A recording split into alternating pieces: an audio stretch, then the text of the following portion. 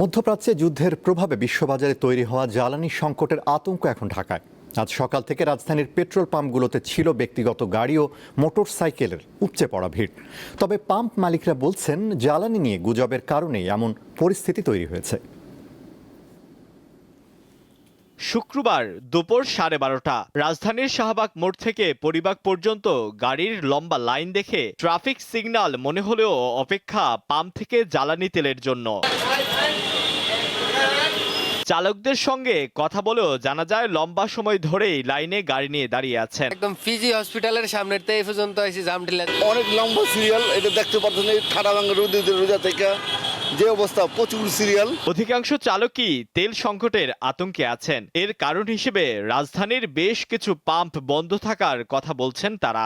Press ক্লাবের ওইখানে ওইটাও পাই নেই, এই দুইটা পাই নেই, পরে এইটা চিন্তা করছে এটা আছে নিউ মার্কেটের কাছে, ওটাতে দিচ্ছে সিলেক্টিভলি, যারা পরিচিত বা সরকারি ওদেরকে দিচ্ছে।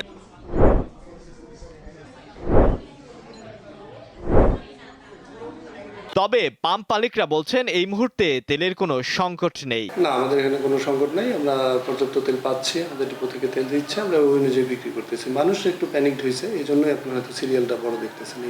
পরে তেল নিয়ে বের হয়ে আসা চালকদের সঙ্গে কথা বলেও পাম্প মালিকদের কথার সত্যতা পাওয়া যায়। সরকার নির্ধারিত দামে দিতেছে, সমস্যা না, কিন্তু মানুষের সিরিয়ালটা একটু বেশি, সবাই একটু প্যানিক যে আসলে তেল পাবো কিনা আমরা 1 সপ্তাহ পরে বা 2 দিন পরে। হুজুগে আসলে তেল নিতে আসতেছে। বাংলাদেশ পেট্রোলিয়াম কর্পোরেশনের তথ্য অনুযায়ী দেশে ডিজেল মজুত থাকে 9 থেকে 14 দিনের। এছাড়া অকটেন 15 থেকে 25 দিনের, পেট্রোল 16 এবং ফার্নেস অয়েল 60 থেকে 76 দিনের মজুত থাকে।